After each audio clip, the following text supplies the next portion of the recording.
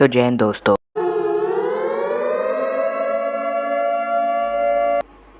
तो last video में हम जैसे कहा कि राजा हरि सिंह जो कि कश्मीर का राजा था, वो तो यही चाहेगा कि कश्मीर उन्हीं का किंगडम रहे। लेकिन शेख अब्दुल्ला एक बंदा जो कि चाहता था कि कश्मीर में डेमोक्रेसी आए, और वहाँ पे मेजॉरिटी में थे मुस्लिम्स, यानी मुस्लिम्स को ज़्यादा प्रायोरिटाइज़ करना चाहिए गवर्नमेंट के द्वारा। लेकिन हमारे प्यारे राजा हरि सिंह मुस्लिम्स को प्रायोरिटाइज़ ना करके हिंदूज़ को ज़्यादा प्रायोरिटाइज करते थे, और यहाँ तक कि एडमिनिस्ट्रेटर में भी वो ज़्यादातर हिंदूज़ को ही रखते थे, जिसके कारण शेख अब्दुल्ला बहुत गुस्सा होता था। वैसे 1942 जब इंडिया में क्विट इंडिया मूवमेंट था, तो शेख अब्दुल्ला इसे देख के काफ़ी इम्प्रेस हुआ था कि उसको लगा कि यहाँ पे भी कुछ ऐसा ही होना चाहिए। तो उसने अपने दोस्त चौधरी गुलाम अब्बास के साथ मिलकर जम्मू एंड कश्मीर की पहली political party all Jammu Kashmir Muslim conference को खोल डाला। वैसे पंडित जवाहरलाल नेहरू जो कि क्विट इंडिया मूवमेंट के प्रोमिनेंट फिगर थे, और शेख अब्दुल्ला जो कि कश्मीर में डेमोक्रेसी लाना चाहते थे, इन दोनों में काफ़ी ज़्यादा सिमिलरिटीज़ थी, क्योंकि ये कुछ डिमांड कर रहे थे सरकार से। तो होना क्या था, दोनों के बीच हो गई घमासान फ्रेंडशिप। इनफैक्ट शेख अब्दुल्ला ने तो नेहरू जी को ये भी कह दिया कि कश्मीर इंडिपेंडेंट होगा तो इंडिया का साइड हमेशा लेगा। तो इसी के बाद वो अपनी पार्टी को सेकुलर दिखाने के लिए तो Jammu and Kashmir national conference रख देता है उसका नाम। वैसे पार्टी दिन ब दिन पॉपुलर होती जा रही थी, और एक जिम्मेदार राजा क्या करेगा, उसने शेख अब्दुल्ला को जेल में डाल लिया उसके ये हरकतों के कारण।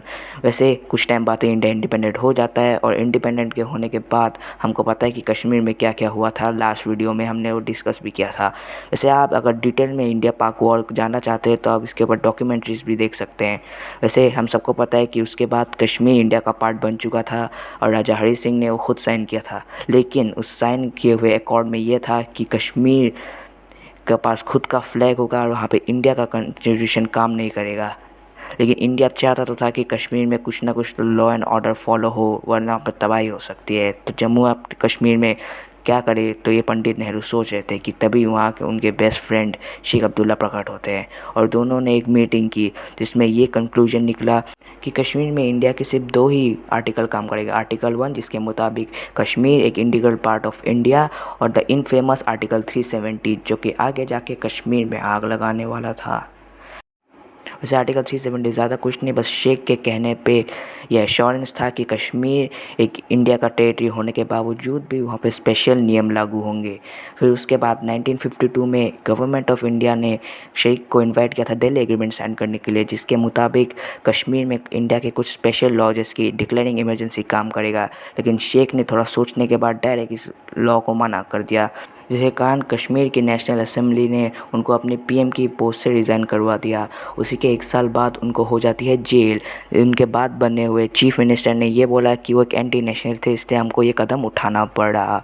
तो उसी के बाद अपने शेख के राइट हैंड मिर्ज़ा अफसल बेग ने एक सीक्रेट एसोसिएशन खोला जो कि था Jammu and Kashmir plebiscite front, जो कि गवर्नमेंट को हर एक बात पे अपोज करेंगे। वैसे ये जो ऑर्गेनाइजेशन थी ये प्योरली एंटी इंडिया और एंटी हिंदू सेंटीमेंट्स पे बेस्ड थी। उसके बाद 1974 में शेख ने सोचा कि इंडिया के साथ रिलेशन अच्छे करने चाहिए, तो then prime minister Indira Gandhi के साथ उन्होंने इंदिरा शेख अकॉर्ड साइन किया, जिसके मुताबिक अभी शेख अब्दुल्ला कश्मीर में डेमोक्रेसी लाएंगे, और उन्होंने ये प्रॉमिस किया कि अब वो कश्मीर में इलेक्शंस करवाएंगे। और उसके अगले साल ही 1975 में वो चीफ मिनिस्टर की पोस्ट में वापस आ जाते हैं। तब तक लग रहा होगा कि अब कोई टेररिस्ट एक्टिविटी नहीं होगा, जो कि आप बिल्कुल गलत सोच रहे हैं, क्योंकि 1977 में ही कुछ प्लेबसाइट फ्रंट के लोगों ने JKLF Jammu Kashmir liberation front खोला, क्योंकि उन लोगों को लगता था कि अब कश्मीर में पीसफुल प्रोटेस्ट करके कोई फ़ायदा नहीं है, तब उनको वायलेंट होना पड़ेगा।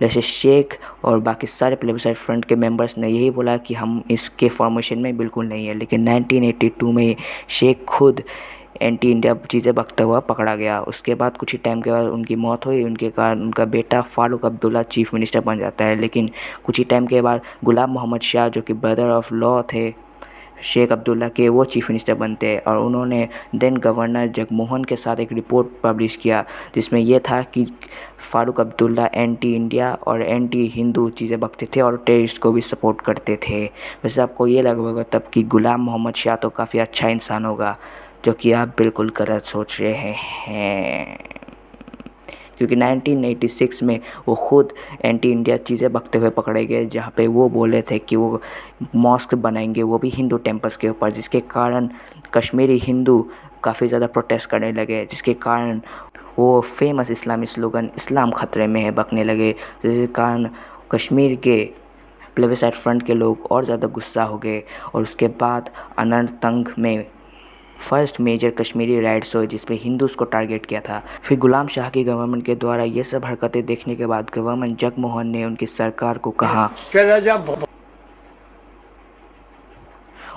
जिसके बाद वो कश्मीर में गवर्नर्स रूल लगाते थे, यानी अब सिर्फ गवर्नर रूल करेगा कश्मीर में, यानी वो खुद। वैसे ये सब हालत देखने के बाद then prime minister Rajiv Gandhi ने सोचा कि अब हमारे बचपन के दोस्त फ़ारूक अब्दुल्ला को हमें फिर से सीएम बना देना चाहिए। तो फिर उसके बाद उन लोगों ने एक अकॉर्ड साइन किया, राजीव फ़ारूक अकॉर्ड, जिसके अंदर ये लिखा था कि अब फ़ारूक अब्दुल्ला वापस चीफ़ मिनिस्टर बन जाएंगे कश्मीर के। वैसे जब फ़ारूक अब्दुल्ला वापस कश्मीर के चीफ़ मिनिस्टर बने तब सारे JKRF के बंदे काफ़ी खुश थे, क्योंकि अब खुद उन्हीं को सपोर्ट करने वाला बंदा वापस कश्मीर का चीफ़ मिनिस्टर बन चुका है। तो आपको अब लग रहा होगा कि 2 दिन टेररिस्ट एक्टिविटी हुई होगी, अब सब कुछ ठीक हो गया होगा, लेकिन आप बिल्कुल गलत है।